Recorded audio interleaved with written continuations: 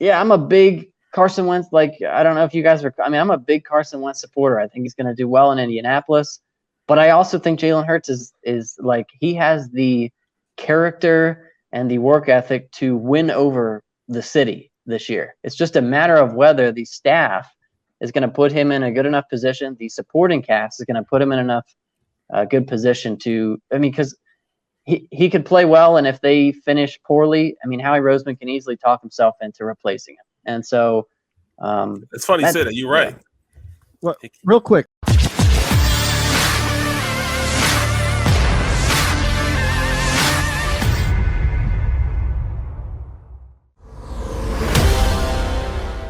Guest on. Yeah.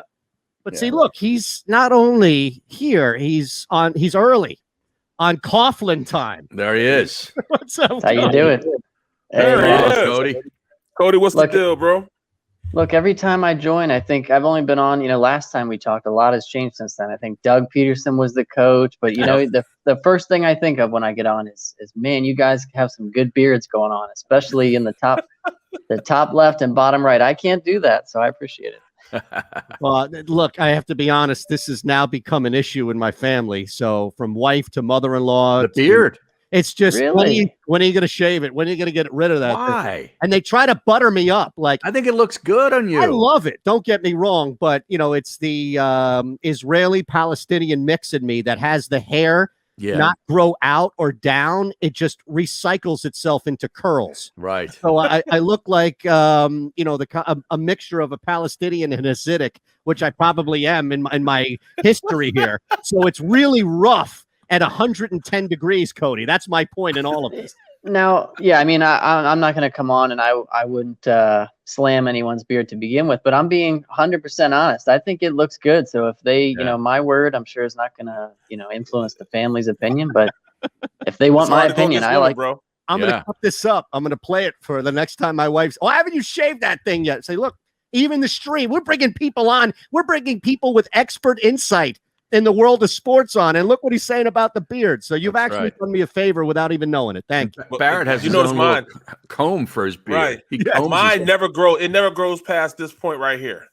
It just stays like this. I haven't cut this thing in 3 years, and it stays just like that right there. My face is really made for a goatee, and I try to grow out the beard, but it just won't grow out. I want to grow one of those full beards out like this, but it doesn't work. It never works for me. Well, you don't have to worry about the maintenance then, I guess. No. Right. It's staying right there. So that's nice. All right. So let's look at, we actually, as you mentioned, we have a couple of things to chat with you about. And from where we were last time, and you can follow Cody, of course, on Twitter at Cody J. Benjamin, all things NFL, CBS Sports. So let's start with what caught our eye yesterday. And we do have to talk about the changes right through your pinned tweet about what you have here for Jalen Hurts and kind of predictions for the Eagles. But as far as the 32 head coaches that you guys put together, you specifically put together at CBS Sports, the best thing that I saw in all of this, and this is counter to some idiots, and you are not one of them, who like to put out their lists of quarterbacks or other things just to troll people. Chris Sims. Thank you. Yeah. But looking at past performance and future outlook, not a legends list, not ignorant of resumes. No matter how promising somebody can be, you don't force it over somebody who has already been here in the NFL. So I will just say this, generally speaking, I appreciate the approach that you took in the list first and foremost. Well, I thank you for that, because I think that most people, and this is how it works. I mean, when people see a list or they see a headline, they'll click on it, and that these are the articles people read. But a lot of people don't read the intro paragraphs, and so this is not a perfect. A list is subjective. That's why we do lists. We try and put our opinions in addition to what we have on tape on the resume. But yeah, I mean, basically, we're trying to find that sweet spot between what have you done already and what will you do moving forward. And so, as much as, we're talking about we're in the Philly market, I mean, if everyone wants to believe that Nick Sirianni is going to be a top 15 coach by the end of the year, that's great. I'm just, at this, if we're ranking coaches going into this year, you kind of have to factor in both of those things. So, a guy like Andy Reid, he's done it all, but he also has a pretty good outlook moving forward. Whereas a guy like Mike McCarthy, he's probably going to be above some of those first-year coaches because he's done it in the NFL, but I'm not necessarily banking on Mike McCarthy 5 years, 10 years from now. Well, looking at just this coaching style and knowing what these guys are going to do, that's the biggest unknown. I mean, even on the defensive side of the ball with defensive coordinator Coach Gannon, and the lack of consistency and as far as experience they have at the cornerback position, how could you rank this team, accurately, because you just don't know what's going on, what type of system they're going to run. They're going to cover 2, cover 3. It's going to be a man. It's going to be a zone, with the type of athletes he have. He has nothing compared to what he had while he was in Indianapolis. Those are the things that I'm mostly looking at. But, I mean, as far as everywhere else on the offensive side of the ball, man, I see some great things out of them. But the defensive side of the ball, it's kind of tough for me. Yeah, I mean, the other thing is, like, you asked any of us after 2016 where we would put Doug Peterson on a list like this. I mean, some of us might put him in the 20s. Some might be, I think that after 2016, I think opinions were still mixed on Doug Peterson. When Doug Peterson was hired, opinions were very mixed. Yep. We're looking back now. Obviously, the tenure in Philadelphia didn't go as long or as well as the Super Bowl run would have suggested, but he still won a Super Bowl. And so, look, Nick Sirianni, I think that, forget the press conference stuff. I mean, whatever. I think that the makeup of a head coaching prospect, he brings everything you're looking for. He's young. He's energetic. He's bringing in a fresh offensive staff. He worked under Frank Reich. I mean, all the building blocks are there. And Jeffrey Lurie's track record for hiring head coaches, I mean, Chip Kelly flamed out early. Doug Peterson flamed out early. But pretty much all these hires have won a playoff game or gotten to the playoffs. I mean, Jeffrey Lurie, say what you want about his owner involvement, whatever, but the track record of hiring head coaches is pretty good compared to other organizations. What went into putting Mike Tomlin where you have him on the list at number 10? Yeah, so I was actually just before this show, I was talking to a friend who's a big Steelers fan, and he said that apparently this is making some rounds in the Pittsburgh media because some people don't like that.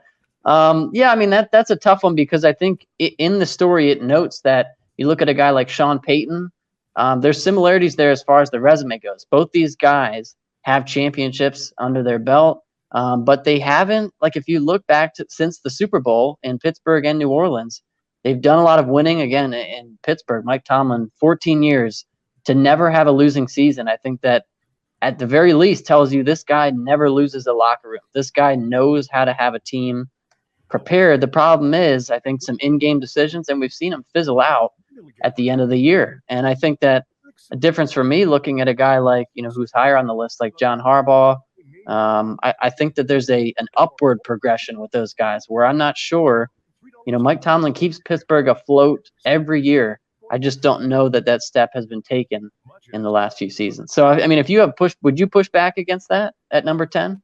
Well, it's not that I would push back on it. And this was the conversation that we had yesterday about it is I think he can be a little higher. I'm not upset or angry. This is not like, oh my God. And we're in break now. So I can say this word like, holy shit. I can't believe that.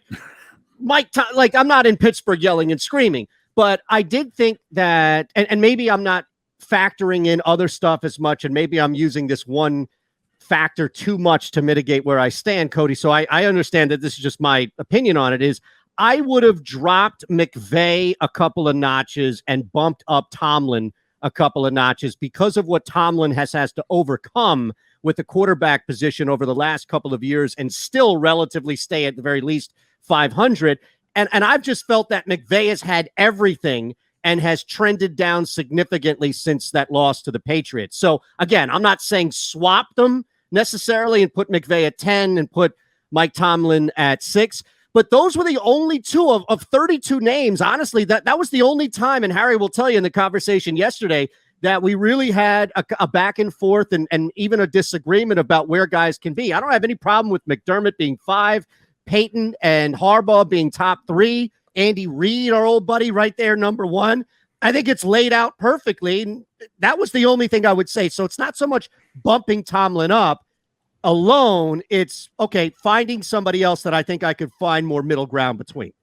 Yeah, and I'm not taking offense if Pittsburgh's taking offense at 10. I think that I think Mike Tomlin is a good coach. I mean, he's a top 10 coach on here, and I think you're absolutely right. You can make the case for some of those guys ahead of him. When it comes down to, so for me in this list, when it was close, the one thing that I would lean on to is, what constitutes a winning philosophy in the NFL moving forward. And so, when it comes down to a defensive coach versus an offensive coach, I know that's not the end all be all, but if you were to say put Sean Payton on, it's not Sean Payton or Sean Payton or Sean McVay on the Steelers, put Mike Tomlin on their teams. I mean, I know it's hard to separate coaches from their teams, but I think moving forward, 2021 and beyond, at the end of the day, the most important thing you can have is a creative offensive mind moving forward.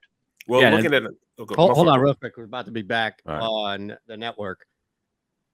But give us 20 seconds here, if you can. And then you can let it fly, Barrett. We also have to talk about Jalen Hurts, Sixers. Oof. Presented by Rocket Mortgage. I don't know if you want to talk about that. Yes. Yes, we do. All right, Barrett, go ahead. Let it fly here. I was just thinking, Kingsbury. To me, he hasn't done enough in this league for him to even be at number 22, especially, that he's been picking high in the draft. And, at this point, I haven't seen enough from him from his college system. It's not really working. This is a big year for him. So I think he's at a make or break type of thing. And, why would you put him at number 22? Yeah, I think for so many of the bottom half guys, it's like, so for instance, if you're asking me, would I rather have Nick Sirianni or Vic Fangio running the Eagles moving forward? Like Vic Fangio's ahead because I think we at least have some record of what he can do as a head coach. Right. Even though I believe, like, philosophically, I think the Nick Sirianni model is the better way to go. And so for Cliff Kingsbury, I think it's a matter of, it has been disappointing. It is a make or break year this year, but you did see at least a little bit of improvement. Again, not great, but a little bit of improvement from year one to year two. Again, I think too much of his offense right now is, hey, Kyler, chuck it up to DeAndre Hopkins, and we'll see if it works. But if they don't, I think if they don't make the playoffs, it's going to be, I don't know, the pressure's really going to be on there. But I'd still take, let's say, I'm running the Dallas Cowboys and I have a choice between Cliff Kingsbury and Mike McCarthy. I'm still taking the upside in that scenario, and that's Kingsbury.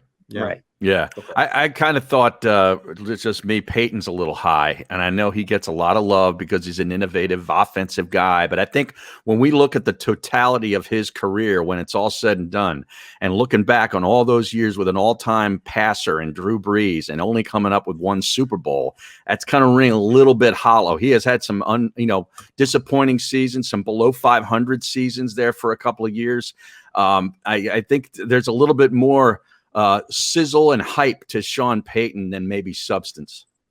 Yeah, honestly, I think it brings us back a little bit to the Mike Tomlin argument, because I think, like, let's say, Sean Payton and Mike Tomlin both called it quits right now. I mean, I think you're having a debate probably for a while about, because, for instance, you mentioned Sean Payton. The Saints teams have had losing seasons, but they have had kind of those bigger drop-offs.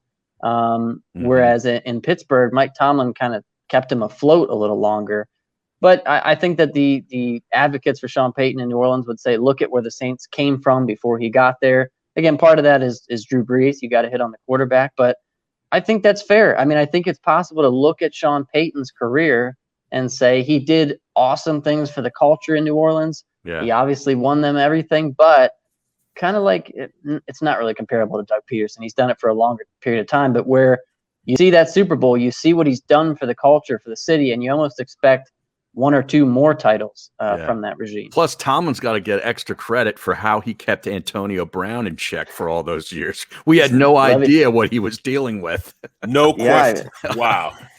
I mean, the way, and I think when people saw Le'Veon Bell and Antonio Brown leave that offseason, I mean, people were thinking, man, what if Steelers are really missing out on some playmakers? And boy, I think we were wrong in those regards. Was there how much discussion and back and forth either with you or anyone that you were leaning on to create this list? And I'm curious because of the one guy that I don't have a personal problem with, and we're all biased here with John Harbaugh because of Philadelphia and his time here with the city and the Eagles. But I wonder, I'm surprised that didn't provide the most blowback, because I think people recognize, and they should at least, how great of a coach he is when it comes to relating, when it comes to talking and really holding his team together through a lot of adversity. I also look, though, and wonder if, as good as John Harbaugh and the Ravens have been, if he's top 3 and if you got much blowback for that. Not a ton. Honestly, the most blowback, and these were people, they're saying, it's the typical round of insults like, you should lose your job. What's the hiring process look like over there? And this was for the Andy Reid over Bill Belichick. And that I guess was a little predictable. But for Harbaugh, it's the same thing. Like with a Tomlin and McVay, when you're coaching for that long, you expect more than one title. But with him, I think the difference, I see an upward progression because there's been talk about how he's adapted successfully. So going from the Joe Flacco era to Lamar Jackson, I mean, not every coach in their 11th or 12th year is willing to kind of just upend your way of doing things. And he did that in the way that he assembled his staff, kind of rebuild around Lamar Jackson. And the other thing is, I know there's questions about the big game, I guess, delivery from him and Lamar Jackson, but they've gotten incrementally better since Lamar Jackson has come in there. And so it's not like, again, the Super Bowl, they're still waiting for that with this current setup. But I see an upward progression. I see a guy who's willing to adapt. I think it says in the story there, I think there's few coaches who are as reliable in the locker room, on the field, and so willing to kind of adapt with the times. Well, let's go, Philadelphia specific and go and look at look at Jalen Hurts. And, the mere fact that, of course he's going to get the nod going into it. So at this point, he's done everything you could do as being a quarterback in this city. He's rallied around, the city. The city loves him. He's doing everything you do as being a quarterback here. He's working his butt off, man. He's got, guys out there, they're having a catch, anytime they can have one, they're doing it. He's doing the little things becoming a good quarterback. Does he have the athletic prowess and the arm talent to be what Philadelphia's looking for in his long-term quarterback? Yeah, that's the big question everyone's asking. And I guess my counter question would be, do Nick Sirianni and his staff have what it takes to adapt to that, to build around that? Can they be, I guess, a mini example of what John Harbaugh has done for Lamar Jackson, right? What Cliff Kingsbury is not necessarily doing for Kyler Murray. I think Jalen Hurts, though, the things he has going for him, I mean, there's a lot of things going for him, and he gives you, I don't know if you want to say high floor or high ceiling, maybe high floor because of the way he can extend plays. I mean, there's a few quarterbacks in the NFL where you can't count them out on any play because of their ability to just extend plays. I mean, Lamar Jackson, Kyler Murray, I mean, Josh Allen can do it. Like there's some quarterbacks that, regardless of how they're throwing the ball, there's an ability to extend the play, always keep your team alive. I think he has that. And then as far as the mental makeup, I mean, I tried to talk to as many, players that played with him at Alabama or guys that grew up with him for that story that I wrote for CBS. And I mean, there's no question about this guy's mental makeup. And we probably talked about that last year when he was drafted and was backing up Carson Wentz. But this guy is just like, the one story that stood out to me that was in the story that I wrote was that, I guess, early on as a freshman, he took another quarterback's seat in the meeting room and kind of like making these small, and it's not that he's like a hard guy to be around. It's just this guy is ridiculously competitive. And I think he's got wins. Yeah. And some people, it's funny because some people would kind of demean Carson Wentz for being that way. Yeah. And I'm a big, throw that in there. Yeah, I'm a big Carson Wentz. Like, I don't know if you guys are, I mean, I'm a big Carson Wentz supporter. I think he's going to do well in Indianapolis. But I also think Jalen Hurts is like, he has the character and the work ethic to win over the city this year. It's just a matter of whether the staff is going to put him in a good enough position. The supporting cast is going to put him in enough good position to, I mean, because he could play well, and if they finish poorly, I mean, Howie Roseman can easily talk himself into replacing him. And so it's funny you said that. You're right. Well, real quick,